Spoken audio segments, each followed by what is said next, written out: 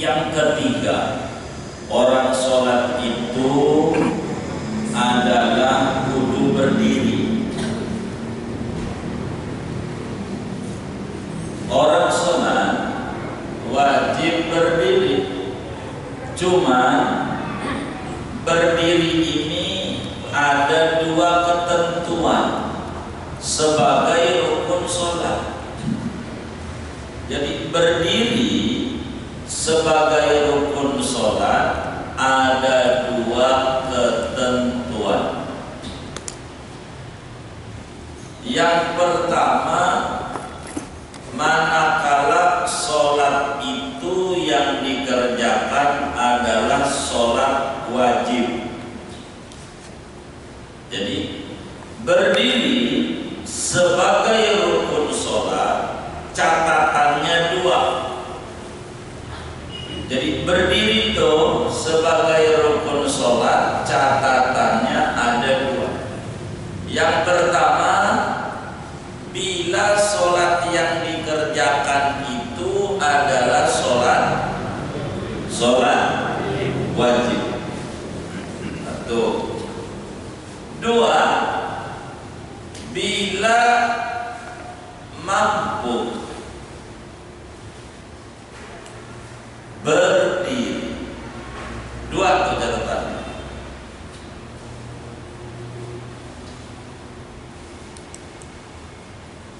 Jadi pertama, bila sholatnya wajib. Yang kedua, bila mampu berdiri.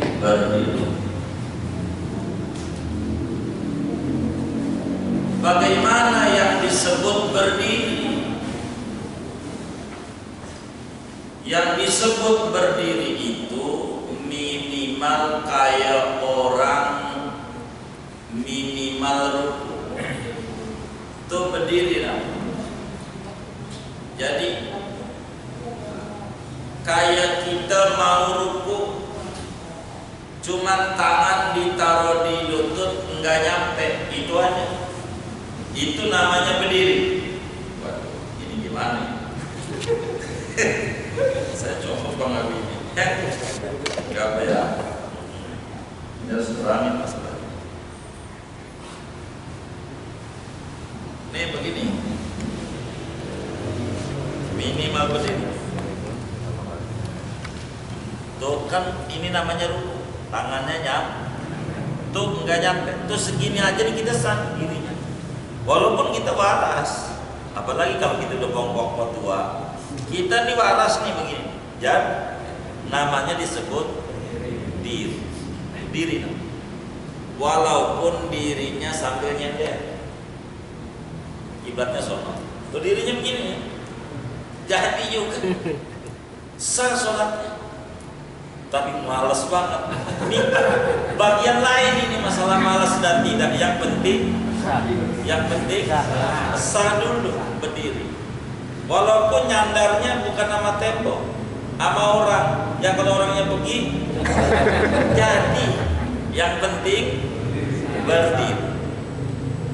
Cuman berdiri ini diatur.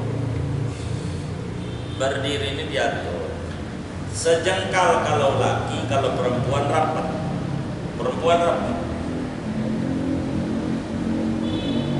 Kalau perempuan, kalau laki-laki sejengkal aja dirinya. Jangan lebar.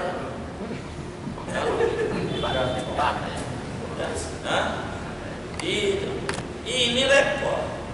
Kalau batal imamnya susah. Agama tuh nggak begitu amat.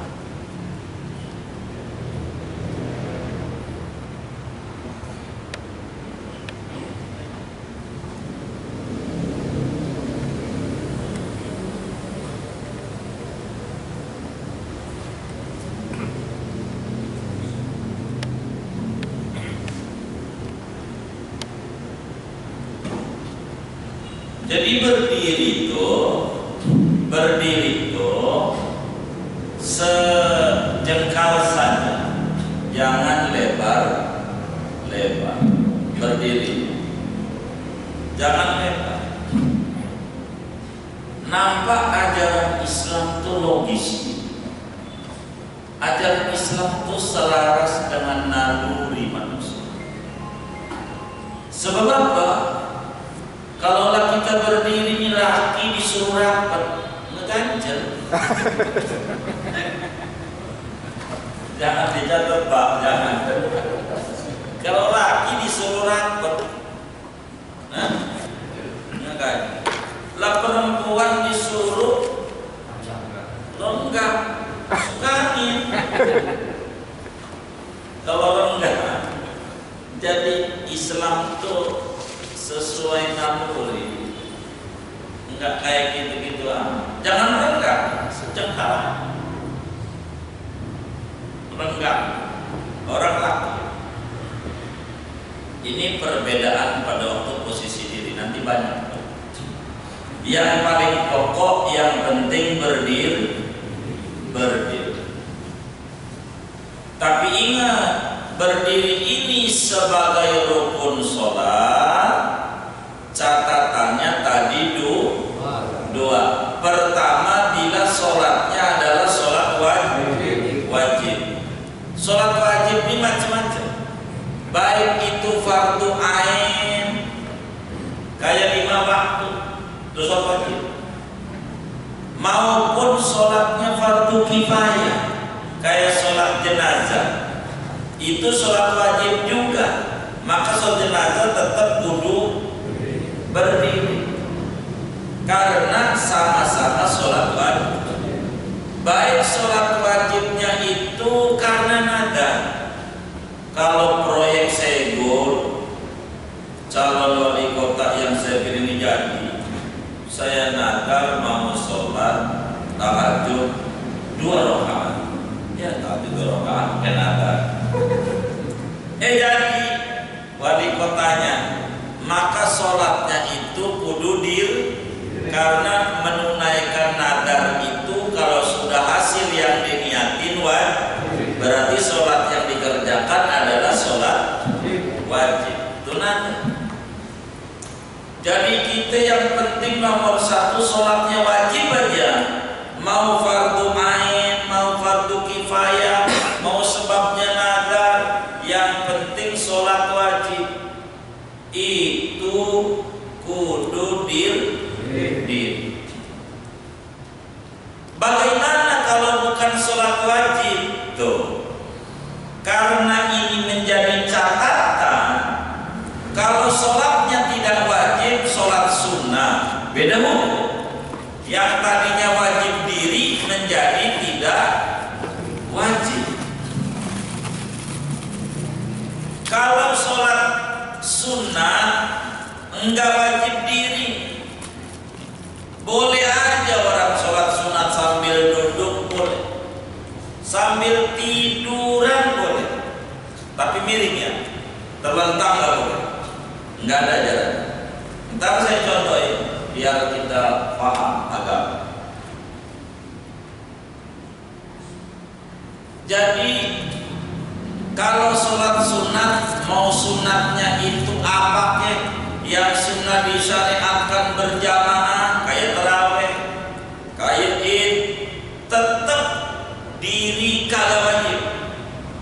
Mau sunnahnya kayak duha, kayak witir, mau sunnahnya itu kayak qobliyah ba'diyah, boleh sambil duduk, boleh. Walaupun seger-buger, walaupun enggak sakit kan? Wong catatan wajib diri kalau sholatnya wajib. Kalau sholatnya sunat tidak wajib diri. Dalam hadis yang sahih, Rasulullah Shallallahu Alaihi Wasallam bersabda, al-qiyamu huwal afdal. Berdiri itu dalam sholat sunat hanya bagus doang, bukan wajib.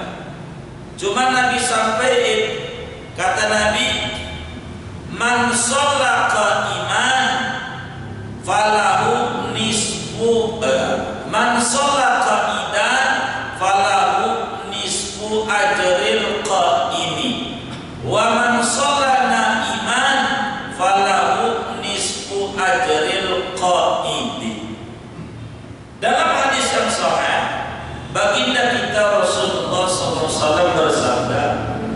siapa orang sholat sunat, kata Nabi, siapa orang sholat sunat sambil duduk,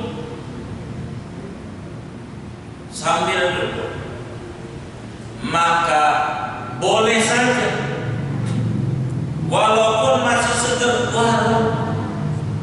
cuma kata Nabi, falahu mislu nisfu ajril qaim, cuman dipotong 50% ganjaran dibanding sholat dir.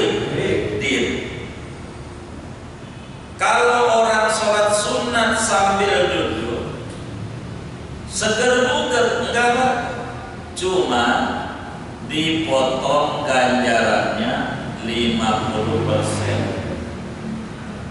Wa man sholata iman, kata Nabi, siapa orang yang sholat sambil tidur miring, falahu nisfu ajril qamidi, maka boleh, walaupun kuat berdiri boleh, tapi dipotong ganjarannya 75%. Nah, iya kan, tapi boleh. Boleh.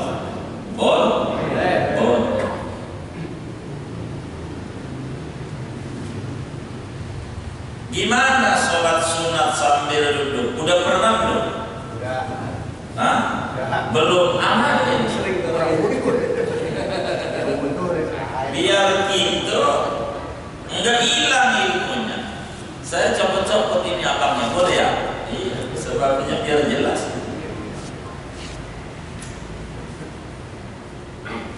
Saya mau ngecot, jadi nanti narahinnya, yang penting praktek, biar jelas agama. Ini sholat sunnah duduk, mau beli bandia dah, begitu, bandia maghrib dah duduk. Yang bagus duduknya begini, namanya iftiras. Saya nyaksikan sono ya. Yang bagus duduk. Boleh duduknya begini, boleh. Cuman ada ribet. Ini nomor 2 nih dikitan ganjaran duduk. Karena dia ribet mau rukuk, mau sujudnya. Jadi 2, 3 boleh begini. Di kiblatnya sono ya ada nyanyi biar gampang. Boleh duduk. Cuman nih paling dikit nih ganjaran. Jadi duduk iftiras lebih tinggi daripada sila. Sila lebih tinggi daripada bloj. Baik, kita sholatnya dulu biar nggak hilang. Kita cobain sekali tahajud duduk. Jadi sholat apa nih? Bandia maghrib. Baik, sholat sunat al maghrib itu bandiatan kata biasa deh kita kalau macam latuin amin, anggap deh kuliah makum tiduku melihatin ruku. Allah, ini cara rukunya nih. Ini kita sujud di mana? Di sini. Ini rukunya biar benar nih. Tuh, ruku. Rukunya begini nih. Di mana wajah ditaruh di tempat sujud. Ini kan kita sujud di sini tuh. Jadi wajahnya kudu lempeng sama tempat sujud biar bisa. Tuh. Jangan asal-asalan. Sebab kalau nggak diajarin ini ajaran Nabi ini hilang. Nanti sholatnya ngarang-ngarang deh. Tuh nama. Ibu-ibu kalau nggak kelihatan suruh kemari diri dia. Kasihan dia nggak dapat. Praktek.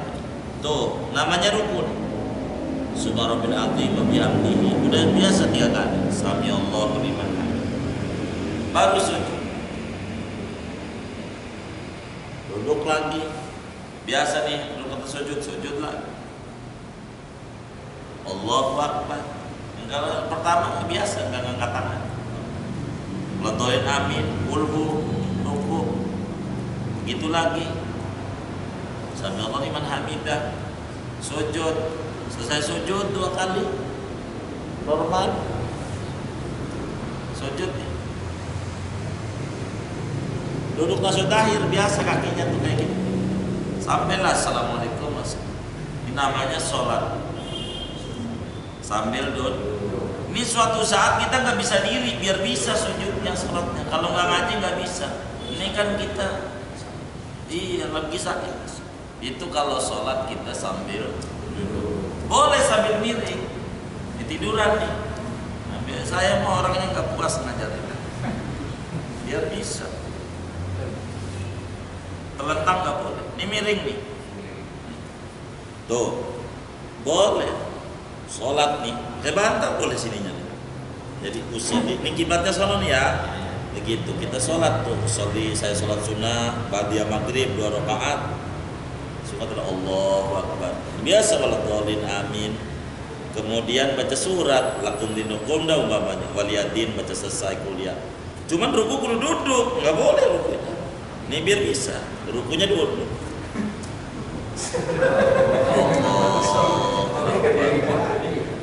Sami Allah liman hamidah. Sujud. Allahu Akbar. Allahu Akbar. Allahu Akbar. Kedua Allah.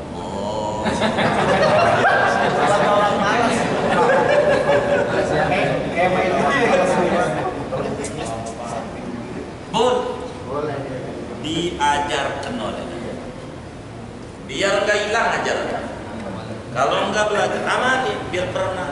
Jadi biar seumur hidup pernah ngamalin. Jadi di akhirat nanti waktu ditanya sama Nabi, udah amalin belum ajaran?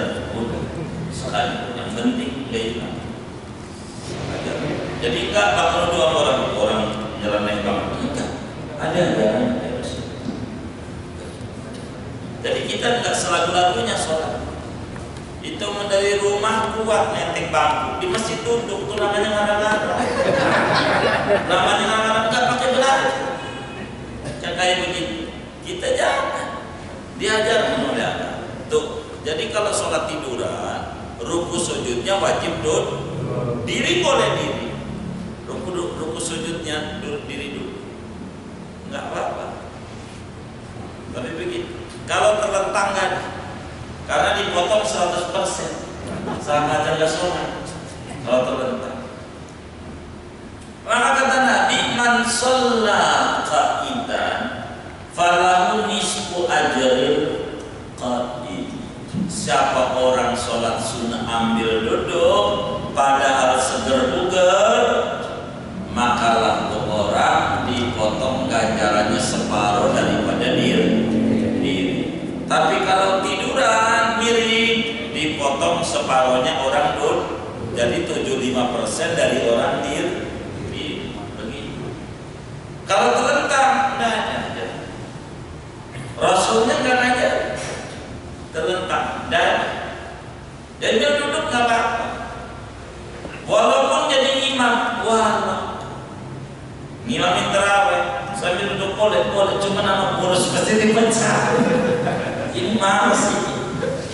Boleh tak? Boleh. Imamnya sambil duduk, padahal seger, makmumnya diem, enggak.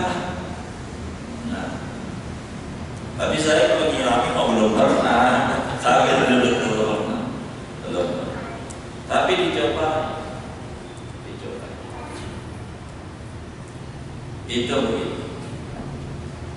Jadi berdiri ini kalau sholatnya sholat wajiblah kita orang berdiri. Kalau sholat sunnah boleh sambil duduk, boleh juga sambil tidur miring. Ini bahagia Isya, cobain biar pernah. Ngamalin itu pelajarannya gede, karena kita nggak bisa. Coba, ntar besok-besok enak juga diri ya. Iya, jadi kurang ajarannya. Yang penting kan kita ngamalin ajaran agama, biar nggak hilang. Yang kedua, berdiri ini adalah rukun sholat kalau mampu.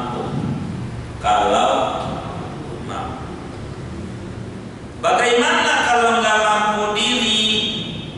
Maka kalau nggak mampu diri, sholatnya sambil duduk. Duduknya kayak tadi. Kalau nggak mampu duduk, udah nggak bisa duduk, tidur miring. Kayak tadi, bagusan palanya ada selatan, utara. Pakai lambung kanan. Bagusnya lambung kiri nggak apa-apa. Yang penting menghadap kiblat.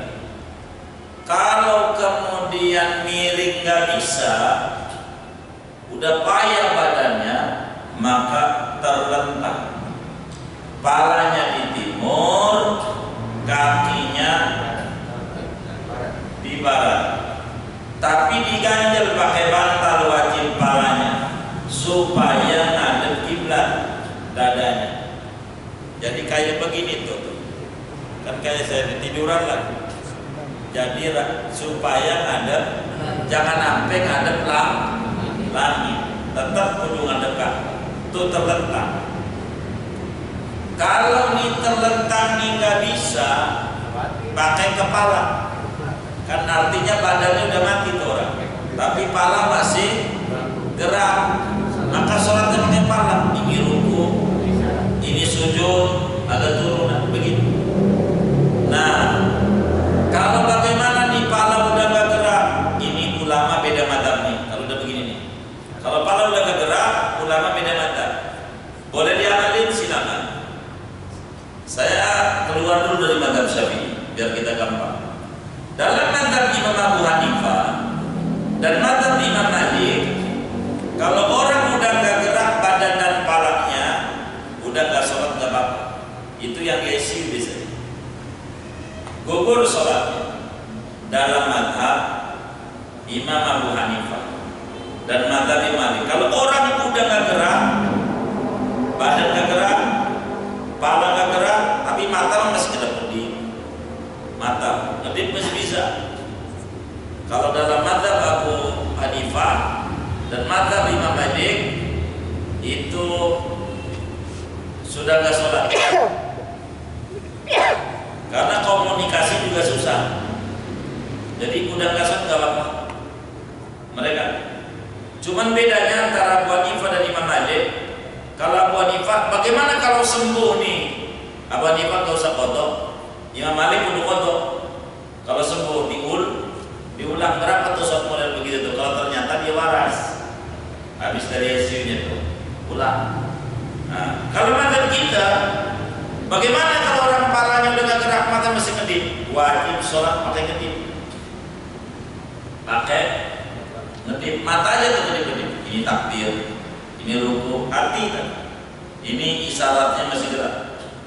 Kalau kemudian mata udah merem, kaki udah gak gerak, kepala gak gerak, udah merem aja nih orang nih, tapi masih hidup, detak jantungnya masih ada, maka wajib sholat dalam hati.